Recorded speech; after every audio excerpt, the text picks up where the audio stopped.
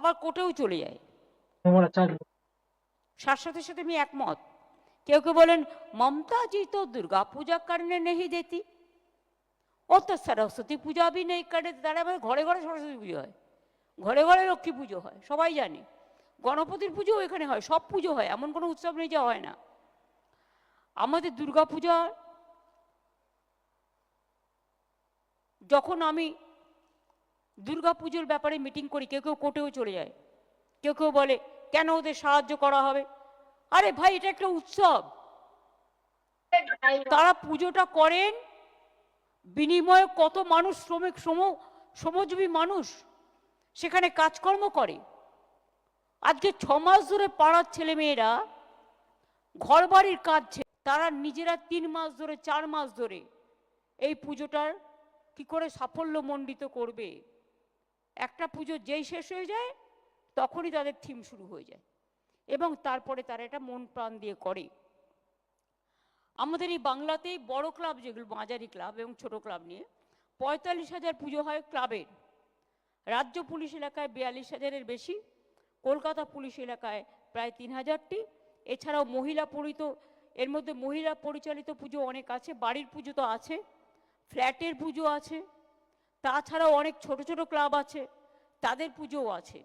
আবার অনেক পরিবার আছেন যারা চিরকাল পুজো করেন, দুর্গা পুজো, তারাও আছেন। পুজো কার্নিভ্যাল সকলের আকর্ষণ, এটা আমরা 5 অক্টোবর করব। অর্থাৎ 3 দিন আপনারা পাবেন বিসর্জনের দিন। মহালয়া তো বলছি না, এগুলো আপনারা জানেন। শুধু আমি ওটা বলবো যেটা হচ্ছে আপনাদের বিসর্জনের দিনটা 2, 3, 4 থাকবে, যার যেদিন ইচ্ছে। কারণ লক্ষ্মী পুজোর আগের দিন আমরা একটা দিনই পাবো, সেটা হচ্ছে 5 অক্টোবর। ওই দিনটা পুজো কার্নিভেল থাকবে। কাজে এটা তো প্ল্যানিং করে নিতেই হয়। তারা দিন রাত খেটে পরিশ্রম করে, এখন তো তৃতীয়ার দিন থেকে ঠাকুর দেখা শুরু হয়ে যায়, প্রথমার দিন থেকে প্রায়। আর বিশ্বকর্মা পুজো আর দুর্গা পুজোর 4 দিন মাত্র ডিফারেন্স এবারে এমনভাবে পড়েছে। কাজেই তারা তাদের পরিবার পরিজনকে বাড়িতে রেখে তারা কিন্তু মানুষের সারাক্ষণ ডিউটি করে। হেলথের লোকেরা, ফায়ার ব্রিগেডের লোকেরা, ডিজাস্টারের লোকেরা, প্রশাসনের লোকেরা, কর্পোরেশন থেকে শুরু করে প্রায় অনেকেই। পুলিশের যেন সমন্বয় থাকে কলকাতা পুলিশ আর রাজ্য পুলিশ এবং কমিশনারেটগুলোতে এবং জেলাগুলোতে, যাতে কারোর সাথে।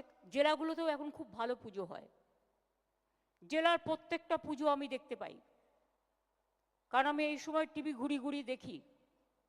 এবং তারা এত ভালো পুজো করছে আজকাল, এবং তাদেরও ভিড় বাড়ছে। জেলা পুলিশকেও অনেকটা সামাল দিতে হয়, জেলা প্রশাসনকেও। জেলার পুজোর কিন্তু চাহিদা খুব বেড়েছে এবং ওদের থিমও খুব ভালো। আমি দেখেছি যা থিম করে ওরা, অনেক সময় আমরা ভাবতে পারি না, ওদের থেকেও আমাদের শিক্ষা নেওয়া উচিত। পুলিশের যেমন সমন্বয় থাকবে, এছাড়া বাস স্ট্যান্ড, ফেরিঘাট, রেল স্টেশন সহ সব গুরুত্বপূর্ণ জায়গাগুলো ভালো করে কভার করতে হবে, যাতে মানুষের অসুবিধে না হয়। Mobile patrolling team, quick response team, drone, CCTV, watch tower সবই ব্যবস্থা করে রাখতে হবে। কার কি কাজ হবে পরিষ্কার করে বলে দেওয়া ভালো আগে থেকে। Police control room, district control room, state control room সব যেন 24x7 কাজ করে। আমিও সারা রাত জেগে পাহারা দিই, খোঁজ খবর রাখি। মেয়েদের নিরাপত্তায় যেন কোনো ঘাটতি না হয়, সেটাও আমাদের নজর দিতে হবে। বয়োজ্যেষ্ঠদের, বিশেষ করে মানবিকভাবে যারা আমাদের চ্যালেঞ্জড পিপুল আছে, তাদের জন্য এবং বাচ্চাদের জন্য স্পেশাল কেয়ার নেওয়ার জন্য আমি অনুরোধ করব।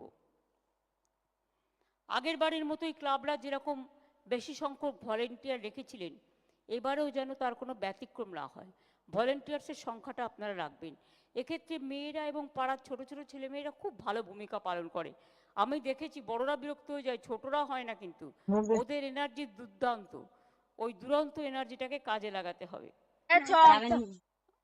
ব্যবস্থা, এগুলো নিয়ম মেনে করতে হবে, কোনো অপ্রীতিকর ঘটনা যাতে না ঘটে।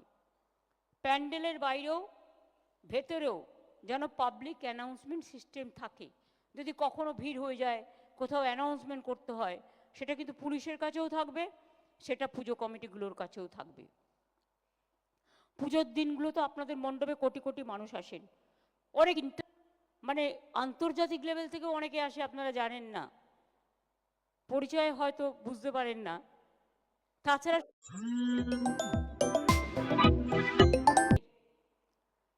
প্রাঙ্গণে রাজ্য সরকারের জনকল্যাণমূলক ও জনস্বাস্থ্য সম্পর্কিত এবং পুজো প্যান্ডেলে কে কি করবেন কে কি করবেন না সেরকম একটা গাইডলাইন্স থাকলে মানুষও সেটাকে ফলো করতে পারে। বিভিন্ন হোর্ডিং ব্যানার যেন ক্লামজি না হয় কিন্তু সুদিং হয়, সেটা দেখে নিতে হবে। দুর্গাপুজোর সময় ভিড়ের কথা মনে রেখে ট্রান্সপোর্ট ডিপার্টমেন্টকে বেশি গাড়ি চালাতে হবে। বেশি গাড়ি চালানো মানে বেশি গাড়ি নিয়ে আসা নয়, ফ্রিকোয়েন্সি বাড়াতে হবে। আমি সিএসকে বলবো, মেট্রোর সাথে কথা বলছে, এবার তো আপনারা অপেক্ষা করছেন আমি কি বলবো।